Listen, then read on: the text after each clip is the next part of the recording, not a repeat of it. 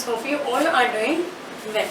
See, previously આપણે તમારું financial મેનેજમેન્ટનું unit number 4 એમાં આપણે બેઝિકલી ડિસ્કસ કરતા હતા about the cost of retain earnings.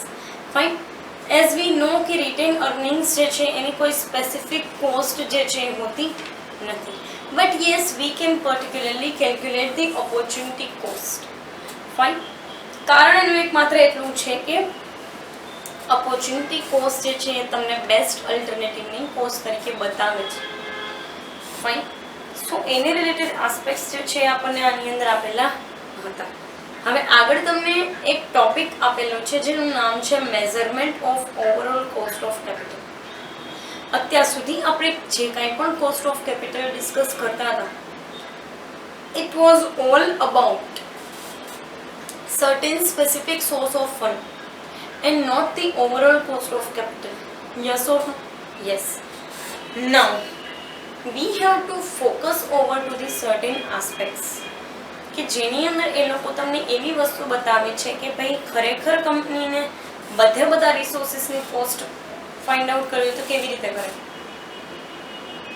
Specific cost જે છે એ તો નો ડાઉટ તમને જે છે ડિટરમાઇન કરીને આપશો overall cost of capital combine કરીને, પણ ફાઇન્ડ આઉટ કેમ કરવું, ખબર કેમ પડે કે આ બધા જેટલા બી પોર્ટફોલિયોની અંદર ઇન્સ્ટ્રુમેન્ટ્સ છે, ફાઇનાન્શિયલ ઇન્સ્ટ્રુમેન્ટ, એ બધા ભેગા થઈને આટલા રૂપિયાનો પોર્ટફોલિયો બને છે. No, we can not particularly measure it out. Fine, so જોઈએ શું કહે છે આ લોકો અને પછી એના પર ફોકસ કરીએ કે કેવી રીતે હિસ્ટોરિકલ વેઇટ્સ અને માર્જિનલ વેઇટ્સ જે છે એ બને છે. નોર્મલી જે છે એ બે ટાઈપની વસ્તુ છે મેજરલી, હિસ્ટોરિકલ વેઇટ અને માર્જિનલ વેઇટ. એમાં હિસ્ટોરિકલના બે પાર્ટ પડે છે, એક તો બુક વેલ્યુ, બીજી છે માર્કેટ વેલ્યુ, જે આપણે સેકન્ડ પાર્ટની અંદર ડિસ્કસ કરશું. ફર્સ્ટ પાર્ટની અંદર પેલા historical waits as well as marginal waits જે છે એ જોઈએ. Fine, specific costs are combined to determine overall cost of capital. Yes, specific cost આપણને overall cost of capital બતાવે છે, એમાં ના નહીં, અને એમાં કંઈ જે છે એ ડાઉટની પણ વસ્તુ નથી. પણ as the proportion in which various source of fund used by the firm to fulfill its total financial requirement would be different.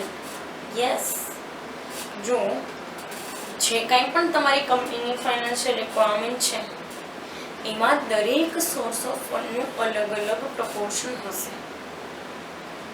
એવું તો નથી કે બધા જે છે એ 10% જોઈએ, બધા 20% જોઈએ કે બધા 25% જોઈએ. ફાઇન, સો એ એક પર્સપેક્ટિવ છે કે જે આની અંદર તમને આપેલું છે કે is the proportion in which various sources of funds used by the firm to fulfill its financial requirement would be different. Yes, એ અલગ પડી જશે, કારણ કે જે રીતે આપણે વિચારીએ છીએ એ પ્રમાણે હોય જ એવું જરૂરી છે. Fine, we need to calculate weighted average of specific cost to arrive at overall cost of capital. અને આમાં બી સિમ્પલ એવરેજ ચાલે. We particularly have to calculate or we need to calculate weighted average. કારણ કે તમે weight આપો તો તમને ખબર પડે ને કે કઈ સિક્યુરિટીનું કેટલું ઇમ્પોર્ટન્સ છે આપણા પોર્ટફોલિયોની અંદર. Fine, this is the reason it is known as weighted average cost of capital. Yes, કારણ કે તમે એને વેઇટ આપો છો and then you are going to particularly discuss it out. That's why it is named as weighted average cost of capital. અને એટલા માટે જ એને weighted average cost of capital કહેવાય છે. Before discussing historical weights and marginal weights, let me tell you the importance of capital structure. તમે જેટલી બી ફાઇનાન્સની book લઈ લો કે કોઈ બી લિટરેચર લઈ લો કે કોઈ બી વસ્તુ તમે લઈ લો, એમાં તમે જે cost of capital find out કરવા ચાહો છો એના માટે તમારી કંપનીના કેપિટલ સ્ટ્રક્ચરની ઇન્ફોર્મેશન હોવી બહુ જરૂરી છે. કેમ કે કેપિટલ સ્ટ્રક્ચર જ આ દરેક વસ્તુનું બનેલું છે. નામ જ એનું કેપિટલ છે, તો તમે જે જગ્યાએથી ફંડ રેઝ કર્યું હશે એ બધી વસ્તુ જે છે તમારા કેપિટલનો જ હિસ્સો બનશે. And before discussing all these aspects, we first have to know that capital structure is the important part of these cost of capital. Fine. So એને રિલેટેડ આસ્પેક્ટ્સ આપેલા છે. આગળ તમને શું કીધું છે તો કે દરેક હિસ્ટોરિકલ વેઇટ છે કે માર્જિનલ વેઇટ બધાની અંદર અમુક આસ્પેક્ટ્સ કોમન હોય છે, અમુક જે છે અલગ પડે છે. હિસ્ટોરિકલ કોસ્ટ જે છે એની અંદર આપણે પ્રીવિયસ આપણા કેપિટલ સ્ટ્રક્ચર્સ જે છે એના બેઝિસ ઉપરથી આ કેપિટલ સ્ટ્રક્ચર જે છે એને બનાવીએ છીએ અને પછી દરેક ઇન્સ્ટ્રુમેન્ટને વેઇટ આપીએ છીએ. બરાબર. અને માર્જિનલ વેઇટ શું છે તો કે ઇન્ટેન્ડેડ કેપિટલ ઉપર તમારું ફોકસ રહેશે. એટલે કે અત્યારે તમારી પાસે નથી, પણ હા આવનારા સમયની અંદર તમે તમારા કેપિટલ સ્ટ્રક્ચરને વધારવા માંગો છો. બરાબર. તો એ સ્ટ્રક્ચર જે છે એની અંદર ચેન્જ કરવા માટે તમે જે કાંઈ બી અત્યારની એક્સપેક્ટેશન રાખો છો એને વેઇટ આપો છો એને કહેવાય માર્જિનલ વેઇટ્સ. હિસ્ટોરિકલમાં તો નામ જ હિસ્ટોરિકલ છે, that's why we can guess it out. Fine. But marginal weight જે છે એની અંદર કોઈ ગેસિંગ થિંગ વર્કઆઉટ કરશે નહીં, કારણ કે એનું એક લોજિક છે કે this is the future prediction that you are focusing on in your company. Fine. When weights are assigned based on the proportion of sources of fund in existing capital structure, they are known as historical weights. બરાબર. એટલે કે historical waits કોને કહેવાય તો કે જ્યારે તમારી જે કાંઈ બી કેપિટલ સ્ટ્રક્ચર છે બરાબર એની અંદર તમે તમારા એક્ઝિસ્ટિંગ જે કાંઈ પણ કેપિટલ સ્ટ્રક્ચર છે એને તમે વેઇટ આપો છો તો હિસ્ટોરિકલ વેઇટ છે. But when weights are assigned based on the proportion of sources of fund intended capital structure, એટલે કે હવે ભવિષ્યમાં તમે બનાવશો કે ભવિષ્યમાં તમે અડોપ્ટ કરશો, they are known as marginal waits. એટલે એને માર્જિનલ વેઇટ્સ કહેવાય છે. બરાબર. કારણ કે અત્યારે તમારું કોઈ એ વસ્તુ પર ફોકસ નથી. હવે એક બીજી વસ્તુ સમજી લઈએ આના સિવાય. ક્યારેક કંપનીઝ હિસ્ટોરિકલ વેઇટ્સનો યુઝ કરે છે તો કે જ્યારે કંપનીને એવું લાગે છે કે અત્યારનું જે કેપિટલ સ્ટ્રક્ચર છે it is one of the best capital structures, ત્યારે એ લોકો જે છે એ હિસ્ટોરિકલ વેઇટ્સ આપી અને એને કેલ્ક્યુલેટ કરે છે ઓવરઓલ કોસ્ટ ઓફ કેપિટલ. બરાબર. પણ તમને એવું લાગે છે કે now we need some or the other type of alterations in this particular marginal weights, then we must have to focus over to the intended capital structure. અને પછી તમે એને વેઇટ આપી અને તમે એમાંથી જે કાંઈ બી કોસ્ટ ઓફ કેપિટલ જે છે એ ફાઇન્ડ આઉટ કરી શકશો.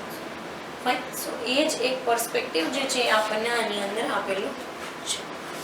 આગળ તમને એક એક્ઝામ્પલ આપેલું છે, એમાં તમને એક્ઝિસ્ટિંગ કેપિટલ સ્ટ્રક્ચર આપ્યું છે. એમાં તમે જો 10 લાખનું કેપિટલ સ્ટ્રક્ચર છે ને બધાય અલગ અલગ ટાઈપના સોર્સિસ ઓફ ફંડ છે કે આ 10 લાખ ક્યાંથી રેઝ કર્યા ને એ ઇક્વિટી શેર્સના 5 લાખ, પ્રેફરન્સ શેર્સના 2 લાખ, ડિબેન્ચર્સના 1 લાખ, રિટેન અર્નિંગ્સના 2 લાખ. તો આનું વેઇટ જોવા જઈએ તો કેવું બને? 5:2:1:2 બને ને. 5 ને 2 7 ને 8 ને 2 10, એટલે 10 આવી ગયું. બરાબર. તો આ રીતે એક્ઝિસ્ટિંગ કેપિટલ સ્ટ્રક્ચર જે છે એનું વેઇટ આ રીતે બનશે. બરાબર. પણ તમને એમ થાય આમાંથી કોસ્ટ કેવી રીતે ફાઇન્ડ આઉટ કરવી? પ્રશ્ન થાય ને કે આમાંથી કોસ્ટ કેવી રીતે ફાઇન્ડ આઉટ કરવી? એના માટે આ રીતની તમારી પાસે કોઈ ઇન્ફોર્મેશન હોતી નથી. Fine. So you can particularly know that 10 lakh is your cost of capital. તો તમને અત્યારે તો ખબર નહીં જ, અત્યારે તો તમને એમને તમારી પાસે ઇન્ફોર્મેશન છે એટલે ખબર પડી ગઈ છે. પણ જ્યારે આ એક પણ ઇન્ફોર્મેશન ના હોય અને આના સિવાયની ઇન્ફોર્મેશન આપી હોય, જેમાં તમારી ઇક્વિટી શેર્સ કેટલા છે, પ્રેફરન્સ શેર્સ કેટલા છે કે ડિબેન્ચર્સ કેટલા છે, દરેક વસ્તુ ફાઇન્ડ આઉટ કરવી પડે ત્યારે. બરાબર. ત્યારે જે છે તમે હકીકતમાં એના સમ કેલ્ક્યુલેટ કરો છો. બરાબર. આગળ જે છે તમને ઇન્ટેન્ડેડ આપેલું છે, 10 લાખ જે છે એ રેઝ કરવા છે એડિશનલ. તો ઇન્ટેન્ડેડ કેપિટલ સ્ટ્રક્ચર જો એના કરતાં અલગ છે. 3 લાખ, 3 લાખ, 3 લાખ એન્ડ 1 લાખ.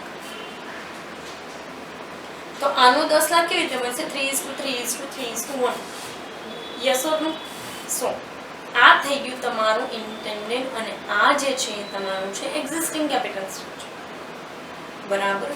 આ રીતે તમે બે વસ્તુ જે છે એના વેઇટ્સને અલગ અલગ કાઢી અને તમે ડિસ્કસ કરી શકો છો about the overall cost of capital.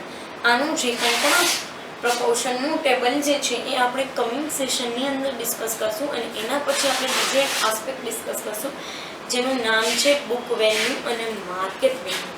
બરાબર. દરેક વખતે બુક વેલ્યુ સેમ જ હોય એવું જરૂરી નથી અને માર્કેટ વેલ્યુ પણ સેમ જ હોય એવી જરૂરી નથી, અથવા તો બુક વેલ્યુ અને માર્કેટ વેલ્યુ સેમ આવે છે. So what needs to be alter fine any related information આપણે કમિંગ સેશનની અંદર લઈશું. પર્ટિક્યુલર આ સેશન માટે અહીંયા સુધી રાખીએ. Thank you so much.